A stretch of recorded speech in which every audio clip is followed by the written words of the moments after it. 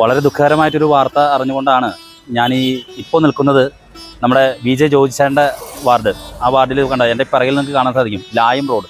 വളരെയേറെ ചരിത്രപരമായിട്ടുള്ള പല ഘടകങ്ങളും നിൽക്കുന്ന, പല പഴയ വസ്തുതകളും നിലനിൽക്കുന്ന ഒരു വാർഡാണ് ഈ ജോർജ് സാറിൻ്റെ വാർഡ്. അതെന്നാണ് മനസ്സിലായത്. ഇന്നത് കൂടുതൽ അറിയാൻ കാരണം എന്താണെന്ന് വെച്ചിട്ടുണ്ടെങ്കിൽ, നമ്മുടെ ഭാരതത്തിൻ്റെ അഭിമാനമായിട്ടുള്ള ആദരണീയനായിട്ടുള്ള കസ്തൂരി രംഗൻ സാറ് അദ്ദേഹം മരണപ്പെട്ടിരിക്കുന്ന ഒരു വാർത്ത അറിഞ്ഞു കഴിഞ്ഞപ്പോൾ അദ്ദേഹവുമായി ബന്ധപ്പെട്ട കാര്യങ്ങൾ തിരക്കി വന്നപ്പോഴാണ് അദ്ദേഹത്തിൻ്റെ ചാലക്കുടിയുമായി ബന്ധപ്പെട്ടൊരു ബന്ധം നിലനിൽക്കുന്നു. ചാലക്കുടിയുമായി ബന്ധപ്പെട്ടാണ് അവരുടെ പൂർവികർ ചാലക്കുടിക്കാരാണ് എന്ന് മനസ്സിലാക്കിയത്. ഞാൻ ജോർജ് സാറിനെ വിളിച്ച് കാര്യങ്ങൾ സംസാരിച്ചപ്പോഴാണ് അദ്ദേഹത്തിൻ്റെ ഒരു ബന്ധുവായിട്ടുള്ള കൃഷ്ണകുമാർ എന്ന് പറയുന്ന ഈ സാറിനെ അടുത്ത് കാണാൻ സാധിച്ചതും അങ്ങനെയാണ് ഈ കസ്തൂരി രംഗൻ സാറിൻ്റെ ഈ പൂർവികർ ഈ ചാലക്കുടിക്കാരാണെന്ന് മനസ്സിലാക്കി. നമുക്ക് അഭിമാനിക്കാവുന്ന ഒരു സംഭവമാണ്.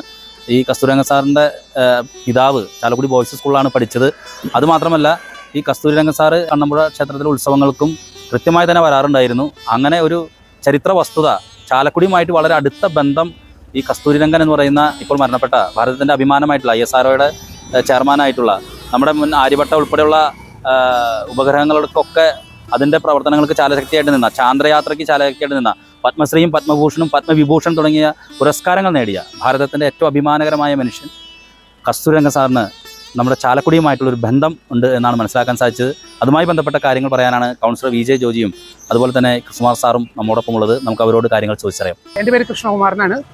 ഞാൻ എൻ്റെ അച്ഛൻ്റെ അമ്മ വഴിയാണ് പുള്ളിയായിട്ട് ബന്ധം. എൻ്റെ അച്ഛൻ്റെ അമ്മയുടെ ഒരു അമ്മാവൻ്റെ മകനായിട്ട് വരും അദ്ദേഹം. അപ്പോൾ അവർ ശരിക്കും പറഞ്ഞു കഴിഞ്ഞാൽ ചാലക്കുടി ശങ്കരയ്യർ എന്ന് പറയും. അദ്ദേഹത്തിൻ്റെ ഒരു മകൻ മാണിക്കയ്യർ എന്ന് പറയും.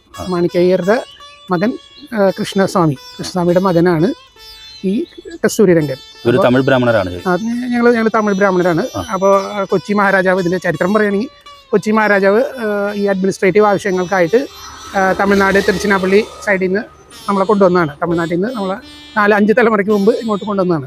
അപ്പോൾ അതിൽ എന്താ വെച്ചാൽ അവർ ഓരോ ചാലക്കുടിയൊക്കെ കൊച്ചി രാജ്യത്തിൻ്റെ അല്ലെങ്കിൽ കൊച്ചി മഹാരാജാവിൻ്റെ ആയിരുന്നല്ലോ. അപ്പോൾ ഓരോ ഫാമിലിയെ കൊണ്ടുവന്ന് ഓരോ സ്ഥലത്ത് സെറ്റിലാക്കി. അങ്ങനെ ഈ ചാലക്കുടി ശങ്കരയ്യർ എന്ന് പറഞ്ഞ ആളെ ചാലക്കുടിയിൽ സെറ്റിലാക്കി. ആളുടെ മകൻ മാണിക്കയ്യർ, ആളുടെ മകൻ കൃഷ്ണസ്വാമിയുടെ മകൻ കസ്തൂരി രംഗൻ. അപ്പോൾ ഈ കൃഷ്ണസ്വാമി, അതായത് കസ്തൂരി രംഗൻ്റെ അച്ഛൻ ചാലക്കുടി ഗവൺമെൻറ് ബോയ്സ് ഹൈസ്കൂളിലാണ് പഠിച്ചത്.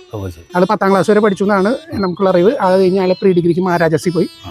എറണാകുളം മഹാരാജാസ് കോളേജിലാണ് കെമിസ്ട്രിയിൽ ഡിഗ്രി എടുത്തത്. അത് കഴിഞ്ഞ് പുള്ളി ഇന്ത്യൻ എയർലൈൻസ്, ടാറ്റ എയർലൈൻസ് ആയിരുന്നു, അവിടെ ജോലി ചെയ്തു. ആ കാരണം കൊണ്ട് കസ്തൂരി രംഗൻ ജനിച്ചതും വളർന്നതും എല്ലാം എറണാകുളത്താണ്. എറണാകുളത്ത് ശ്രീ രവിവർമ്മ സ്കൂളിലാണ് പഠിച്ചത്. അത് കഴിഞ്ഞ് പ്രീ ഡിഗ്രിക്കും ബാംഗ്ലൂർ പോയി. ഗ്രാജുവേഷൻ പുള്ളിക്കാരൻ ബോംബെയിൽ ചെയ്തു എന്നാണ് അറിവ്. പിന്നെ PhD തുടർന്ന് വിദേശത്തുമൊക്കെയാണ് എന്നാണ്. അപ്പോൾ പുള്ളി എല്ലാ വർഷവും എല്ലാ വർഷമൊക്കെ വന്നുകൊണ്ടിരുന്നു. പിന്നെ കൊല്ലത്തിൽ 1 തവണ 2 തവണയൊക്കെ കണ്ണമ്പുഴയിലേക്ക് വരും. പിന്നെ നമ്മുടെ കണ്ണമ്പുഴ ക്ഷേത്രത്തിൽ വരും. ഇപ്പോൾ ഒരു 2-3 വർഷമായിട്ടാണ്. ഈ പുള്ളിക്ക് 84 വയസ്സായി. എൻ്റെ അച്ഛനേക്കാൾ 2 വയസ്സ് മൂത്താണ്. അപ്പോൾ ഈ പ്രായം റിലേറ്റഡ് ആയിട്ടുള്ള പ്രശ്നങ്ങൾ കാരണം ഇപ്പോൾ 2-3 കൊല്ലമായിട്ട് വരുന്നില്ല. ഈ ഇവിടെയൊക്കെ വരുമ്പോൾ ശരിക്കും നിങ്ങളുടെ ഈ ബന്ധു വീടുകളിലൊക്കെ എല്ലായിടത്തും വരില്ല. ആദ്യമൊക്കെ വന്നിരുന്നു. അത് പിന്നെ ഈ രാജ്യസഭാ മെമ്പറൊക്കെ ആയപ്പോൾ പിന്നെ തിരക്കായതുകൊണ്ട് ഫോണിലൊക്കെ അറിയിക്കും ദിവസം വരുന്നത്. ഒരു കഴിഞ്ഞ 10 കൊല്ലമായിട്ട് വീടുകളിലേക്കൊന്നും വരില്ല, കാരണം നേരം ഉണ്ടാവില്ല. അവസാനമായിട്ട് കസ്തൂരി രംഗൻ സാറിനെ കണ്ട ഒരു സമയം എപ്പോഴാണെന്ന് പറയുന്നത്? ഞാൻ 2017 18 ഞാൻ കണ്ടത്. അമ്പലത്തിൽ വരും എന്നറിയിച്ചിരുന്നപ്പോൾ ഞാൻ അമ്പലത്തിൽ പോയി കണ്ടു. കസിൻസ് ആയതുകൊണ്ട് തന്നെ ചെറുപ്പത്തിലൊക്കെ നിങ്ങൾ വളരെ അടുത്ത് കാണാനായിട്ടുള്ള സാധ്യതകളുണ്ട്. എനിക്ക് പുള്ളിയുടെ മോനായിട്ട്, ഞാൻ മൂത്ത മോനായിട്ട് രാജേഷ് സിംഗപ്പൂരായിരുന്നു. 2010-12 കാലഘട്ടം വരെ ഞാൻ നല്ല കോൺടാക്റ്റിലായിരുന്നു. എന്നെ എവിടെ മിസ്സായി. അതായത് കസ്തൂരി രംഗൻ്റെ മകൻ രാജേഷും ഒരു പരിധി വരെ ഇടയ്ക്കിടയ്ക്ക് ഇവിടെ വരും, കൊല്ലത്തിലൊരിക്കൽ വരും. അപ്പോൾ ആളായിട്ട് ഒരു കോൺടാക്റ്റിലുണ്ടായിരുന്നു. ഇപ്പോൾ ആളുടെ കസ്തൂരി രംഗൻ്റെ പെങ്ങളുടെ മോളുണ്ട്. അവർ ആലുവയിലുണ്ട്. അപ്പോൾ അവരെ ഇന്ന് വിളിച്ചു, മെസ്സേജൊക്കെ അയച്ചു. അപ്പോൾ വിവരങ്ങളൊക്കെ അവരാണ് പറഞ്ഞത്.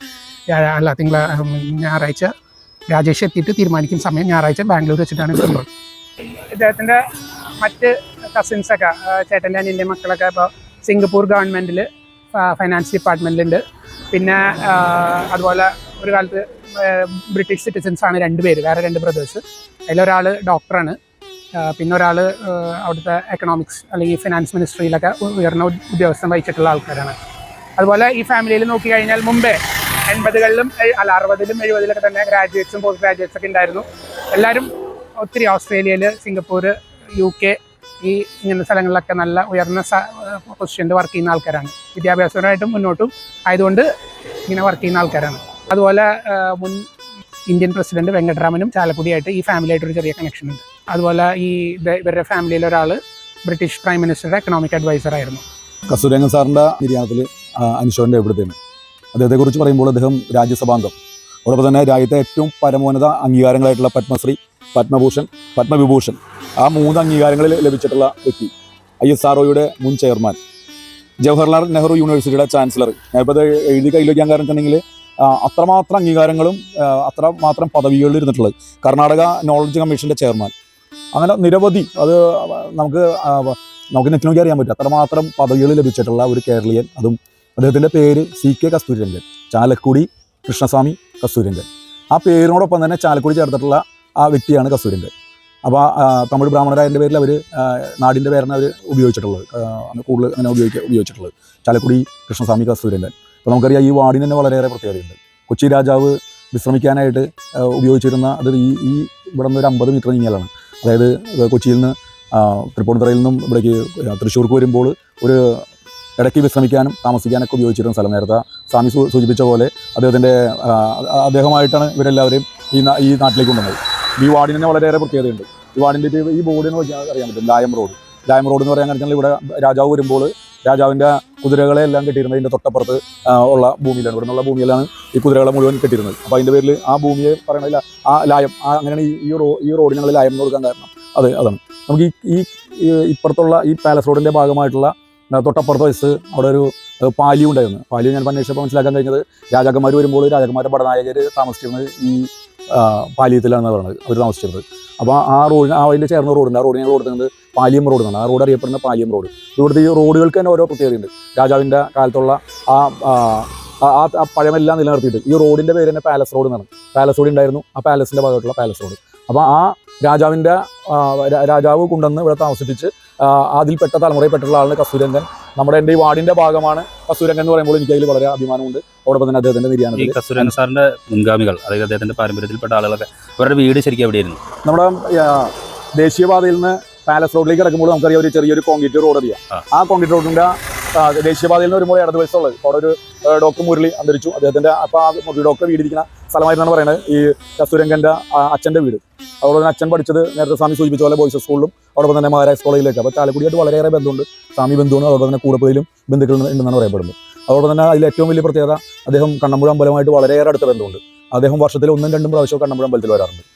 ഉത്സവങ്ങളിൽ മുടങ്ങാതെ ഉത്സവത്തിൽ വരാറുണ്ട്. ഈ അടുത്ത കാലത്ത് അദ്ദേഹത്തിന് പ്രായാധിക്യം കൊണ്ട് മാത്രം അദ്ദേഹത്തിന് വരാൻ പറ്റാത്ത സ്ഥിതി ആയപ്പോഴും മാത്രം വരാത്തത്. എങ്കിലും അദ്ദേഹം അതിനുള്ള അവിടേക്ക് ഉള്ള കാണിക്ക കാര്യങ്ങളൊക്കെ അവിടെ എത്തിക്കുന്നതാണ് അറിയാൻ കഴിഞ്ഞത്.